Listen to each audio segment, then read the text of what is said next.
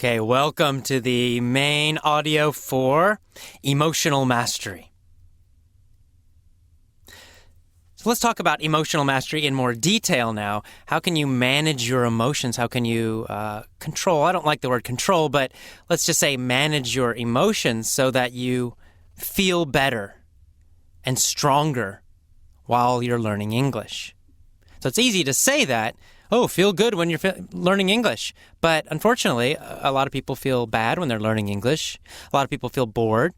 Or maybe just in your life in general, you're tired, you're working hard, and it's difficult to learn English also and still feel energetic and happy. So we have to learn some techniques, some methods to manage our emotions, to make sure our emotions are feeling strong while we're learning. And remember, again, that emotion and psychology are 80% of success. And a lot of people talk about this in the academic world. Dr. Stephen Krashen, again, he's the top expert on language acquisition, language learning, and language education. And he talks about this idea of non-linguistic factors, which basically means psychological and emotional factors, that they're more important than the method you're using. Tony Robbins, the famous peak performance coach, talks about this as well. He says directly, success comes from emotion. 80% of success is emotion. The other 20% is the method. It's how you do it. So we've got to master our emotions to master English. How are you going to do that? Let's talk about that now. There are two keys to emotional mastery. One is your physiology. Again, it's your body, how you use and manage your body. And the second is your focus, your mental focus. Now, a lot of this comes from, again, Tony Robbins and Joe Vitale and some other peak performance coaches. So I'm using their information and I'm applying it. I'm focusing it on this process of learning English, and how can you take those ideas and use them to increase your English learning power so you learn faster so that you speak better. So again, we have two ways to manage our emotions. One is physiology through the body, and the other is through focus, mental focus, what you think about again and again and again. In this lesson, we're going to talk about physiology, managing physiology. So this is an easy way to change your emotional state. So let's imagine that you are tired. You've gone to work. You've worked a very long day. You're tired and you're thinking, I don't want to study English. How can you change that feeling? Well, you can try to talk to yourself. I should study, I should feel better. But usually that doesn't work, right? Usually you still feel tired. What you have to do is start with your body, change your body. What does your body look like when you're tired? Usually your shoulders are going to be forward. Is your head going to be up or is your head going to be down? Well, usually when you're tired, your head's going to be a little bit down. Your chin will be kind of down. What about your face? Will you have a big smile on your face, or will your face be kind of loose? Well, it's usually going to be more loose, right? You're not usually smiling big when you feel tired. And your eyes, where are your eyes looking usually when you're tired? Again, down. So the whole body tends to be forward and down when you feel tired. So an easy, very simple way to change how you feel, how you physically feel, your emotion and in your body, is to just make small changes in the way you're using your body. Try it now. Lean forward, put your shoulders forward, put your chin down, look down. Okay. Put your body into a tired position. Notice how you feel. Now let's change it. Pull your shoulders back and your chest up. Bring your chin up. Bring your eyes up. Look up. And now, even if you don't feel happy, I want you to smile really big. Put a big smile on your face. Fake it. Look stupid. Okay, so a big smile, shoulders back, chest up, eyes up, and a big stupid smile, a big grin on your face. Do you feel differently now? You probably do. Just by changing the position of your body, I'm doing it right now myself, I can feel that I feel more energetic. I feel happier. Just by shifting my body. When I go back and I put my shoulders forward and my chin down and my eyes down, I can feel some energy going down, right? The energy in my body gets less. When I pull my shoulders back, my chest up, my chin up, my eyes up, I'm smiling big, just faking it, acting like a crazy person, I feel much better. And you do too. So that is such an easy way to change how you feel, to change your emotional state, just by shifting your body. It's a simple way to get control of your emotions and to master your emotions. So here's what I want you to do. Every time you listen to these lessons, or any English lessons, or any kind of English studying, I want you to first change your body. Before you listen to those lessons, and while you're listening, I want you to consciously think about pulling your shoulders back, pushing your chest up, chin up, eyes up, and make yourself smile. You probably didn't smile much in your English classes when you were younger, but this time I want you to smile, even if you feel like you're being stupid. It doesn't matter. Do it. You're going to change your body, and by changing your body, you're going to feel better. You're going to have more energy. And when you have more energy, when you feel better, you learn faster. There's a lot of research about this. And it shows that people who have more energy, who are feeling good emotionally, learn faster. People who are tired and bored learn much more slowly. What's another way that you can change your emotion by changing your body? Well, another very easy way is through breathing. How you breathe determines the energy in your body and how you feel. So for example, if you have a very shallow breath, you're breathing very shallowly. Small little breaths, tight chest. You're going to feel different than if you're taking big breaths that are deep.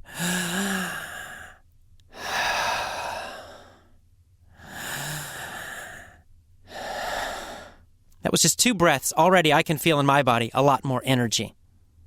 So taking deep breaths, it's such a simple way, and yet it's very powerful. That's why in a lot of spiritual traditions, in Buddhism, for example, and also in martial arts, in sports, you find that they will focus on breathing. They will tell their students to breathe more deeply. They have a very kind of controlled way of breathing because they know by breathing very deeply, they can change their emotional state and their physical state, increase their energy, increase the aliveness in their brain, the alertness in their brain. So this is another thing I want you to do. Before you learn English, any kind of studying, these lessons or a book, anything, I want you to focus on breathing deeply. Maybe just 2 minutes. For 2 minutes, I want you to take deep breaths. Hold it for maybe 2, 3, 4 seconds, and then let it out. And do it again. Hold it, and breathe out. And again, and again. 1 or 2 minutes, deep breathing.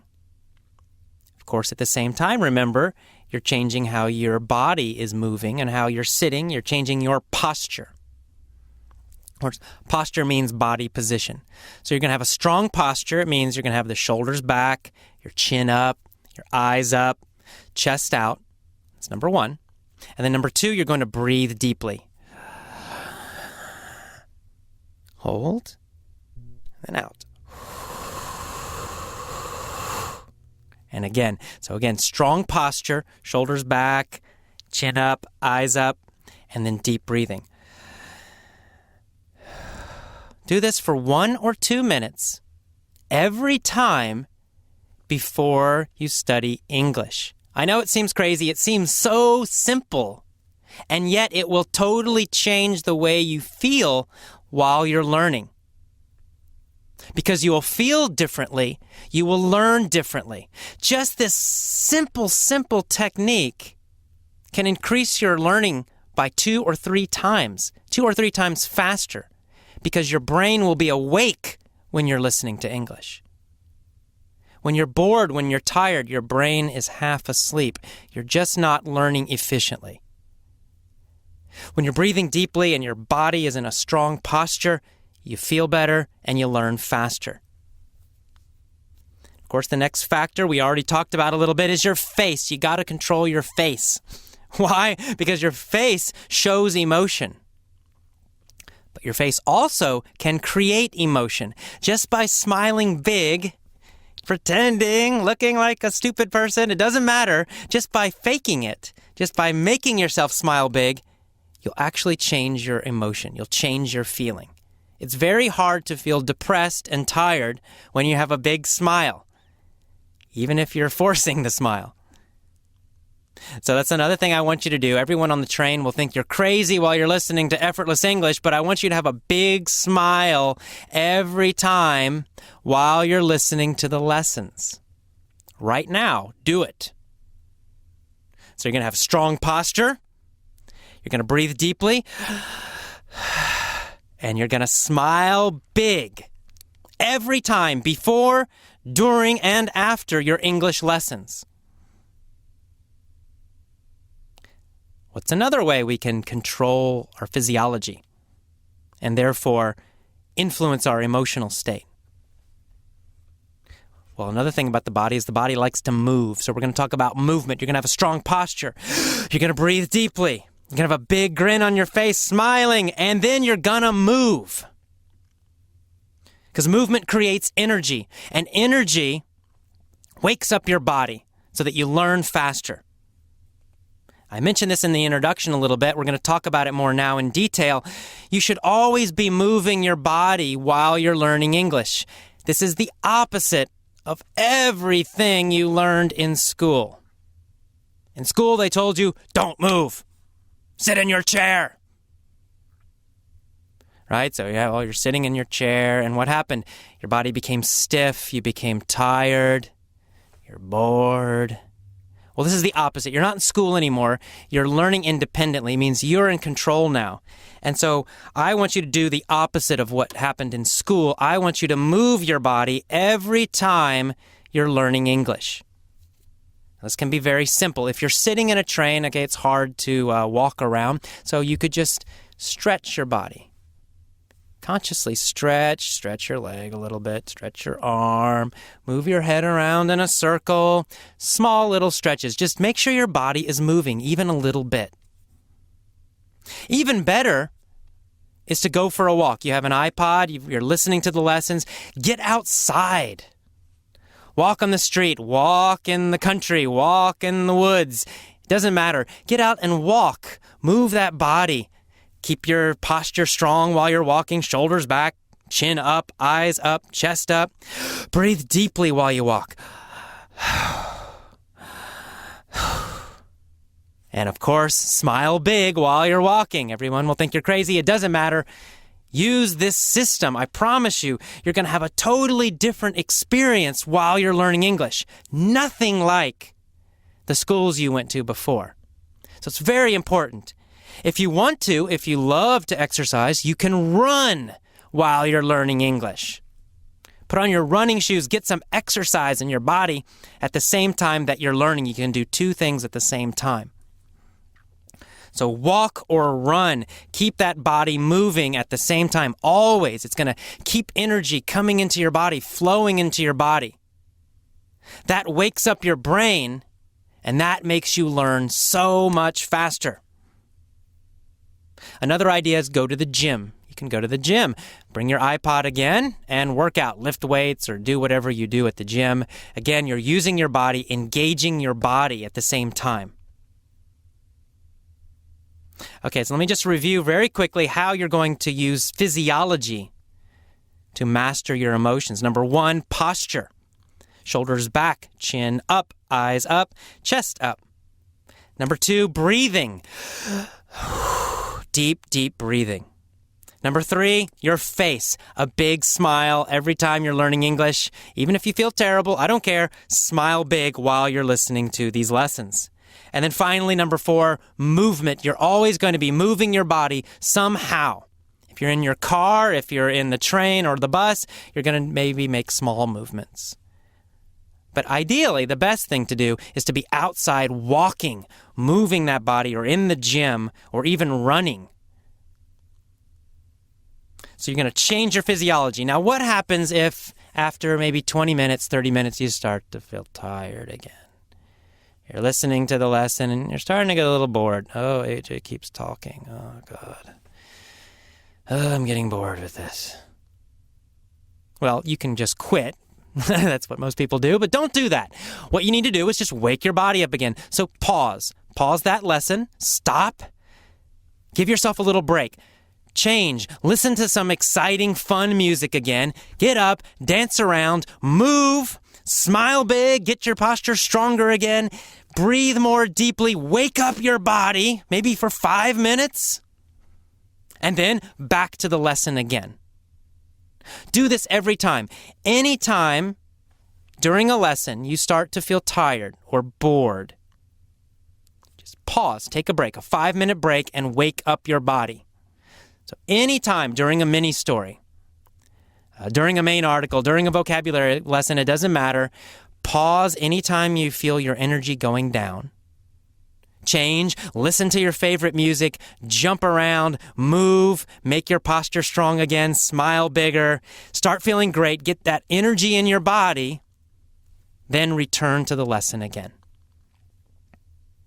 Okay, so that's it for the main article here of emotional mastery. You're going to focus on your physiology. You're going to focus on mastering your body, using your body to change your emotions, using your body to change the energy that you feel, and therefore using your body to learn English much, much faster.